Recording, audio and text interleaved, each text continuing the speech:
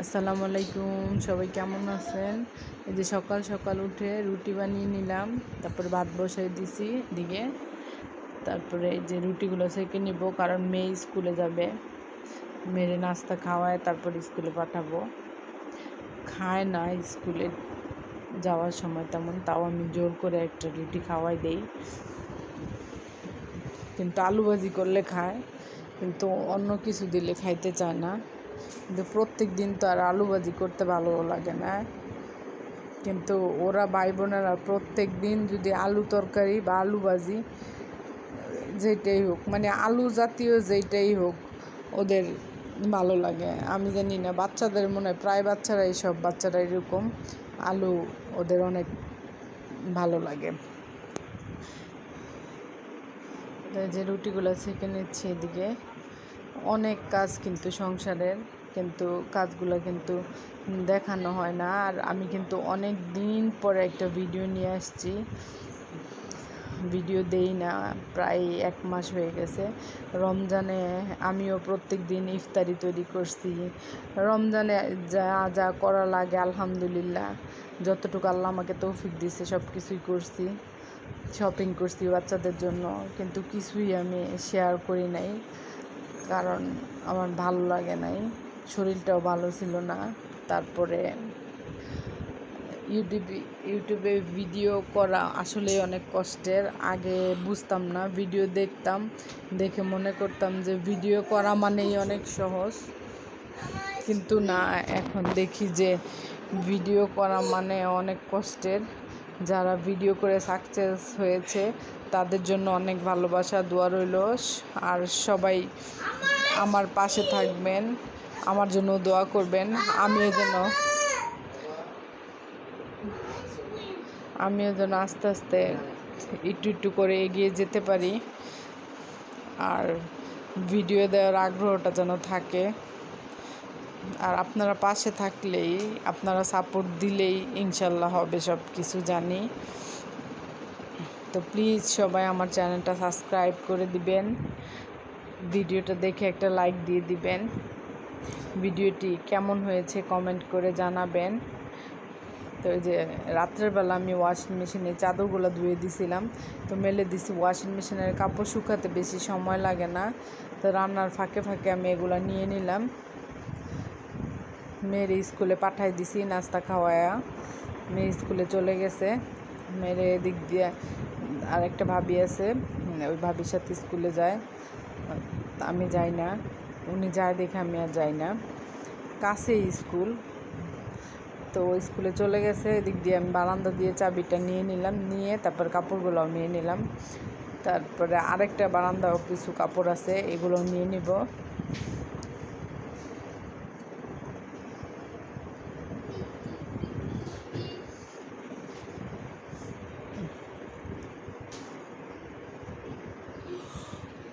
School dress প্রত্যেক দিন ধুইতে হয়, প্রত্যেক দিনই ধুইতে হয়।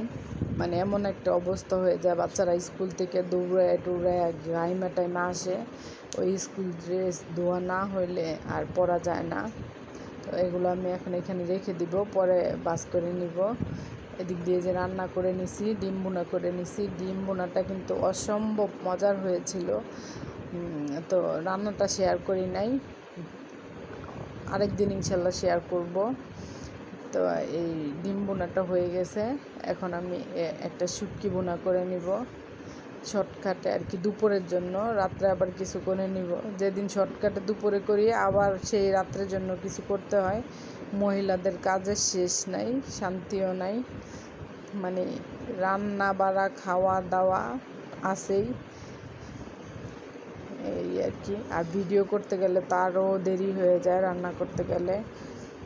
আগে বুঝতাম না ইউটিউব যে এত কষ্ট, যারা করে তারাই বুঝে। আর যারা যারা এই যে ইউটিউব করে, যারা ইউটিউবে ভিডিও দেখে মানুষকে বাজে কমেন্ট করেন, প্লিজ কেউ বাজে কমেন্ট করবেন না।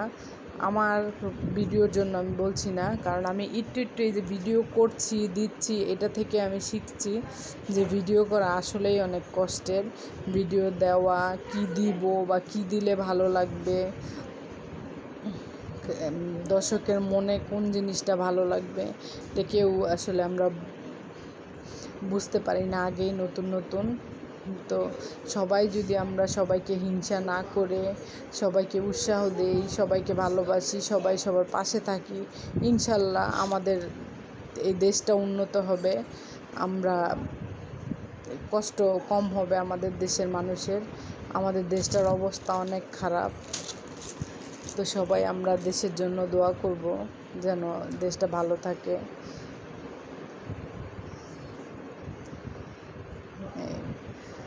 দেশের মঙ্গল কামনাই করি সব সময়, কারণ দেশ ভালো থাকলে আমরা জাতি ভালো থাকব। তো এখানে আমি এই যে অনেক বক করে নিলাম, অনেক মনে হয় জ্ঞান দিয়ে দিছি, তো ভুল ত্রুটি হলে ক্ষমা করে দিবেন। তো আমি এখানে পেঁয়াজ রসুন বেশি করে কাঁচামরিচ দিয়ে দিব, শুটকি ভুনা করব।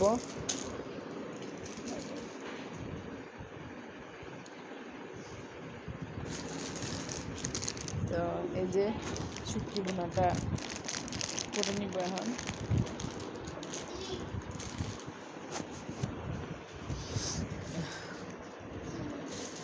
শরীরটা অনেক খারাপ, আমার জন্য সবাই দোয়া করবেন, শরীরটা যেন তাড়াতাড়ি সুস্থ হয়ে যায়। অনেক দিন পরে কিন্তু একটা ভিডিও দিচ্ছি, তো ভিডিওটি সবাই প্লিজ দেখবেন, লাইক করবেন, কমেন্ট করবেন, আর ব্লগার চ্যানেলটাকে সাবস্ক্রাইব করে দিবেন। কেউকে হিংসা না করে সবাই সবার পাশে থাকি।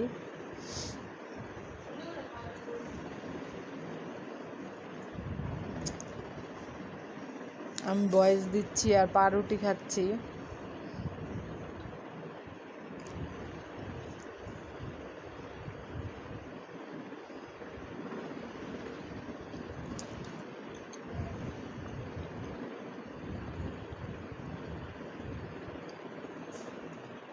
এখন শুটকিটা ভালো করে ভেজে নিব। তারপরে যে রসুন বাটা দিয়ে দিব, মরিচের গুঁড়া দিব। শুটকির তরকারিতে কিন্তু আদা, জিরা, হলুদ এগুলা দিতে হয় না বলতে দিলে তেমন একটা ভালো লাগে না। শুটকির মধ্যে পেঁয়াজ, রসুন, কাঁচামরিচ আর মরিচ ঝালটা আর কি বেশি, এটাই ভালো লাগে। কে কীভাবে রান্না করেন আমাকে জানাবেন।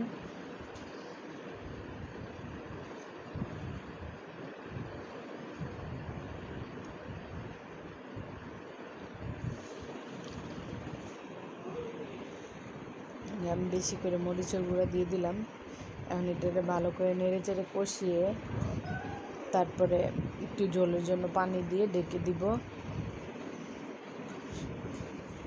তো এই আর কি সিম্পল রান্না বান্না করলাম। দেখি চেষ্টা করব ভিডিও দেওয়ার। সবাই দোয়া করবেন যেন একটু করে আমি এগিয়ে যেতে পারি। একটু হলুদ গুঁড়া দিছি সামান্য কালারের জন্য।